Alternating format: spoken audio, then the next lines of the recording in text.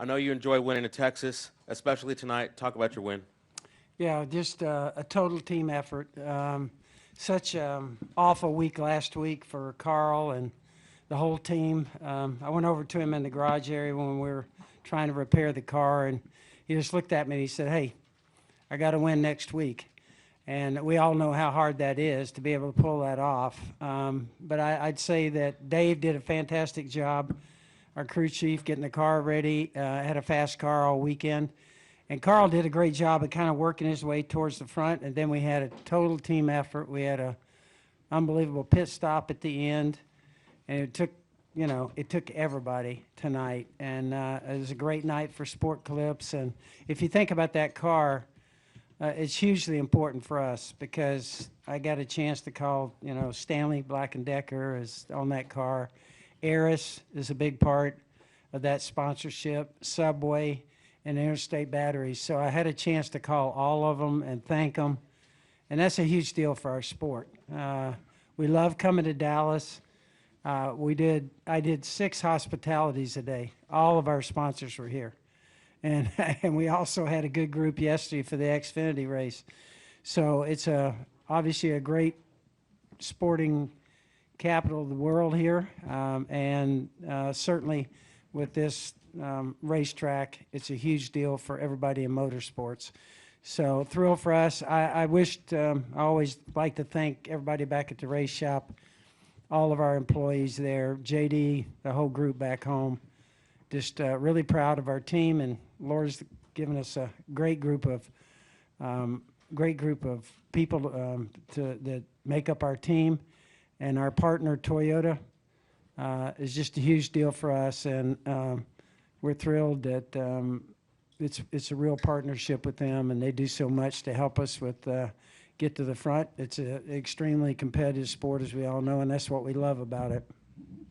Also joined by winning crew chief Dave Rogers. Dave, talk about that pit stop that got you guys out there in the lead, and then also just this evening, the challenges that the weather presented.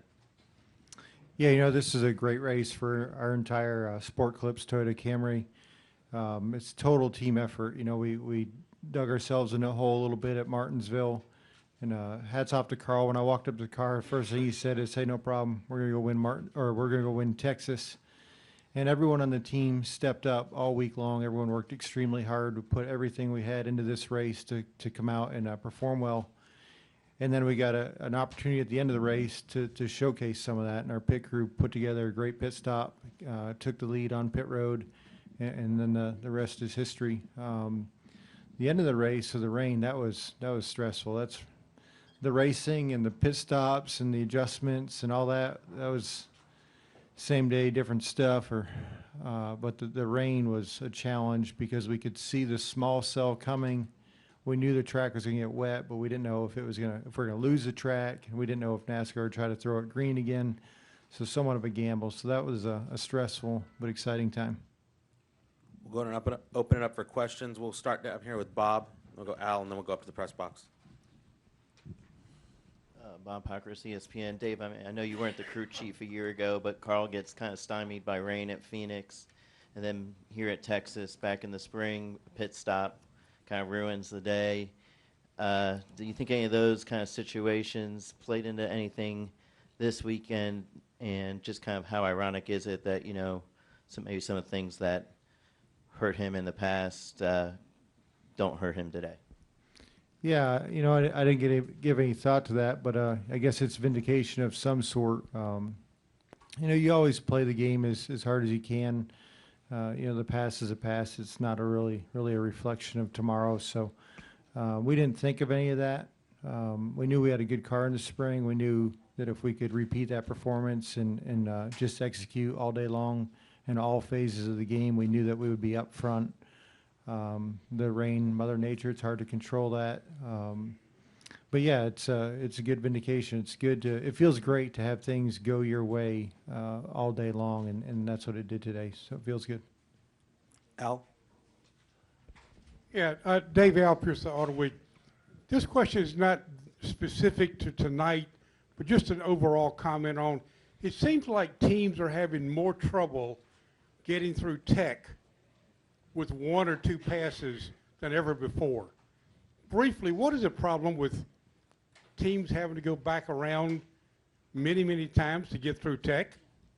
Well, I think it's simple. I think it's competition. I think everybody's playing the game as hard as they can play, and when you look at, I think the major problems were this weekend were templates, and NASCAR officials do a great job of policing the sport, but they have a gauge block, and some it's 50 thou tolerance, some's an 1/8 inch tolerance. There's just different tolerances, and if you can get 60 instead of 50, or if you can get 70 instead of 50, and you're just trying to get every little bit you can, and some of it's up for interpretation. You set the grid down, you set all templates down.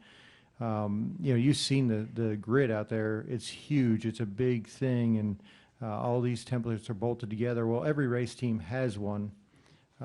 We try to do our very best to keep ours in check with what NASCAR's is. So the only way we can monitor that process is we put those templates on at the shop, and everything fits, and we think, okay, they're going to be happy with it. And then we come here, and template's a little bit different.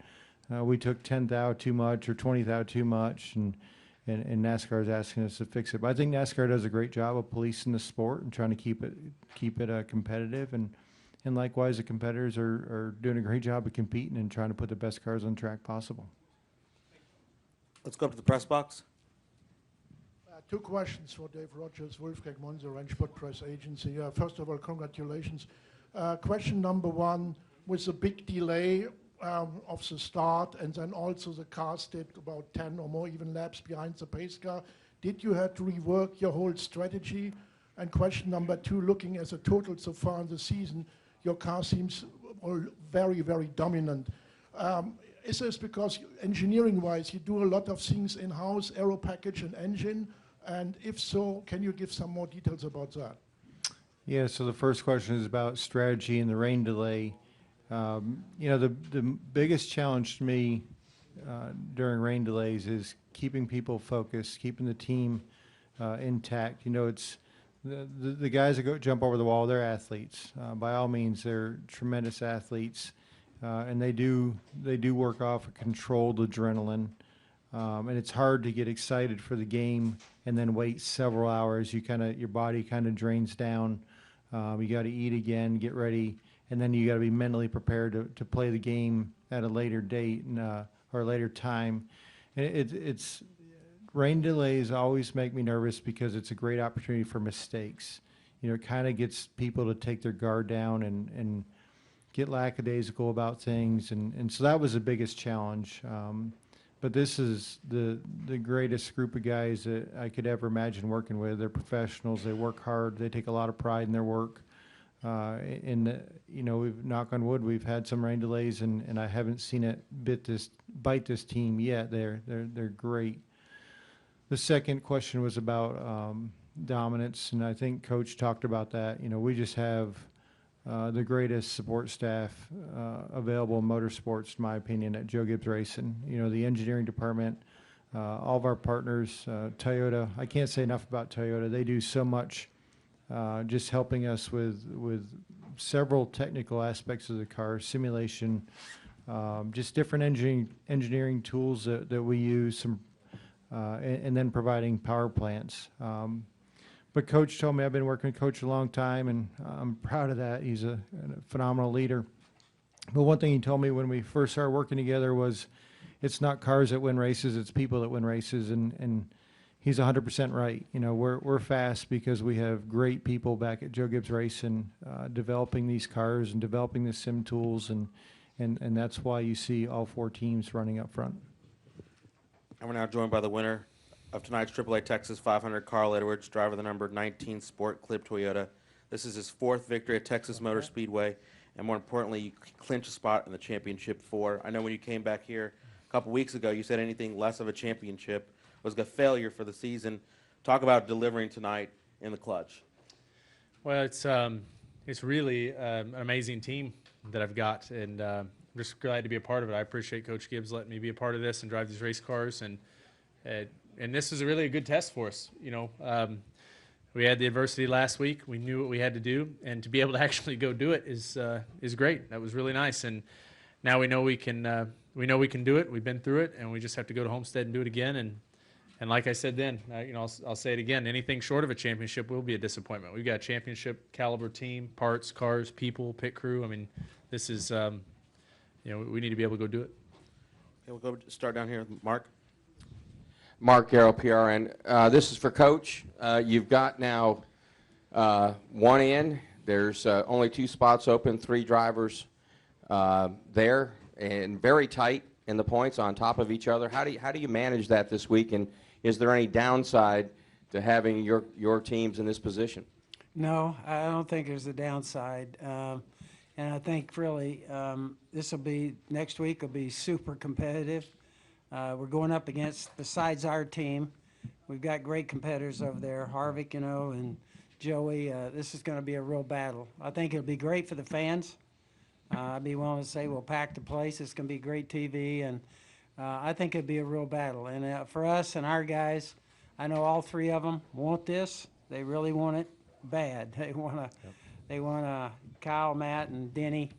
All 3 of them will give a great effort, and I think we'll just be focused on trying to give them everything that we can this week, and then we'll tee it up. And I think it should be a great race in Phoenix. So, and then we'll kind of.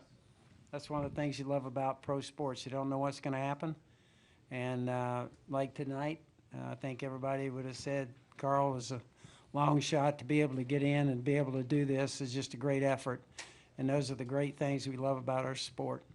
Any message that you'll give these 3 guys, or you just let it play out like you normally do? Yeah, no, I think all 3 of our guys are going to give it everything they got, and I think we share everything. We talk about a lot of things. We have a great competition meeting last week. We'll have another one this week. And they'll share everything, and then when we go to the racetrack, it's going to be everybody going for it. Let's go Bob, upstairs to Lee, and then Holly and Stan. Bob Hypers, ESPN. Carl, can you compare standing in the rain at Phoenix 35 races ago to standing in the rain here today? Yeah, that was brought up, and yeah, I hadn't thought of that until somebody brought it up out there. But that's this rain is a lot more welcome than that rain. That was very frustrating. But that's the way this sport goes. It's close, and like Coach said, we've got amazing competitors. They make it tough, and that's what makes things like this special is the guys we race against. So, I felt like tonight we didn't just win because of the rain. I felt like we were in a position where we could win either way, and that was a real testament to Dave and TRD and Coach and everybody. I'm sure you guys have talked about having a great race car. Upstairs to Lee. SpencerMotorsport.com. To kind of follow up on that, I don't think I've ever seen you as disgusted as you were after Phoenix, because you ran in the top 5 all night and you had a 13-point deficit going into that race. And for whatever happened before the pit stops and you got in the back, you think it could have been just maybe a bit of a catalyst, the fact that you never got to really go to Homestead and show what that team was made of, and now you do? Does that kind of give you something even more to look forward to? Yeah, this sport is very tough because the outcome a lot of times is not reflective of how well you did. Like last weekend, the record books will show whatever position we finished, but we actually performed very well, and we did a really good job. But one of the first things my dad told me about racing is he said there's 1,000 ways to lose a race, and none of those 1,000 things can happen. You have to have everything go well. And that's one of those disappointments like Martinsville or Phoenix last year or 2011, that battle. Those, that's just part of the sport, and that's what makes victories and days like this and championships so special. You have to do everything right. Going here to Holly. Holly Kane, NASCAR.com. Congratulations. Thanks. Where does this rank in terms of a clutch performance for you guys? Because you really did need to pull something out like this, and you did. I don't know that. I think it's really high up there for me. We did a good job. I felt like we worked hard in practice. We spent a little bit of time last night discussing what we were going to do. Dave actually ran me off from his bus, told me that no other driver was arguing with their crew chief about. Oh, I didn't mean it like that. Yeah. Yeah, I can't remember what I asked. Somebody pointed out that I was probably the only one wearing his crew chief out at that moment. But And it paid off. You won. yeah, right. So, well, I left. But so I don't know what you asked me, but where does it rank? Yeah, I feel like this is what we needed to do, and we were able to do it. And there's a lot of pride in that. I mean, this sport is so tough to be able to do something like this and to run the way we did tonight when we need to, and the pit crew to perform the way they did. That's really great. I think it's a testament to the team Coach Gibbs has put together. Let's go Stan, Dustin, Bob, Daniel, and Joey. Stan Creekmore with Outside the Box, all the way in the back here. Carl, so does the next 7 days become the most relaxing of the season for you, or does it stay just as intense? You don't know me very well. Oh man, no, I will not be relaxed. This is the part that I love. I like I mean, next week we want to go win the race, but really starting right now in Victory Lane, Dave was actually trying to shut me up. I started talking about Homestead already, but everything we do now will be geared to making sure that Homestead we do it perfectly. And so yeah, I relish the opportunity to go focus for the next 14 days on trying to give a championship effort. Dustin. Dustin Long, NBC Sports. For Dave and Carl, this is a tire that will be used at Homestead. It has been used at Chicago. How have you how the comfort level you are with this tire at this point, and is that something that is really that meaningful at Homestead, or will things still be different even though it's the same tire, and just how it feels at that different track? I think it's a big deal, and I think that there were some things that I learned tonight that we'll discuss that we can apply, and everybody will be doing that. Everybody knows how important that race is at Homestead. So all the notes from tonight and the things that I felt this weekend, I have some ideas that I'd like to discuss with Dave. So it was a good practice. Could you not get as much out of it because the conditions were just so unique with the rain? You never know what the conditions will be. We could be in the same situation at Homestead. So yeah, I think it's neat to be able to run this tire on a track like this. This is as similar to a Homestead as any track we race on, so it's neat to be able to do that right now and a couple weeks up in advance. Bob. Carl, as much as you didn't want what happened at Martinsville to happen, did it allow it to make it a pretty easy decision whether to stay out or pit when the rain started to fall? I didn't make that decision, but I think They asked you what you I didn't want to be any part of that decision. I think that just like anything, Coach has probably been through more than this than anyone. When things go bad, sometimes it makes it really simple. And as soon as we had that trouble at Martinsville, the first thing we all said was, "Hey, we've got to go win Texas. That's what we have to do." And I think that really, you always wonder in this sport if you can step it up or do something better. And I feel like everyone did this weekend. We actually were able to do that. And so now we get the opportunity to go do the same thing at Homestead. We have to go there and win that race. That's like Dave said after Martinsville. He said, well, we knew we were going to have to at least win Homestead, so now we just need to get with it earlier. And I felt like everybody did that. I didn't want to have anything to do with that decision either. Yeah. The guy on the end over there. Oh. Daniel. Good job. Good job. Daryl McFadden with NBC Sports. Coach, we have 2 races left in the Sprint Cup career of Tony Stewart. I was wondering, do you remember the first time you either heard Tony Stewart's name or the first time you encountered him, and what's your fondest memory of him as one of your drivers?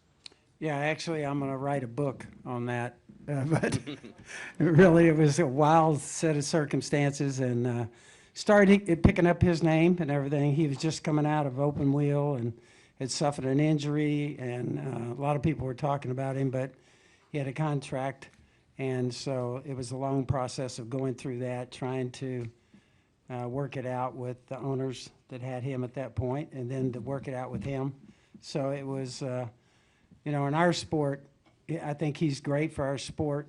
He's somebody that is a superstar, really.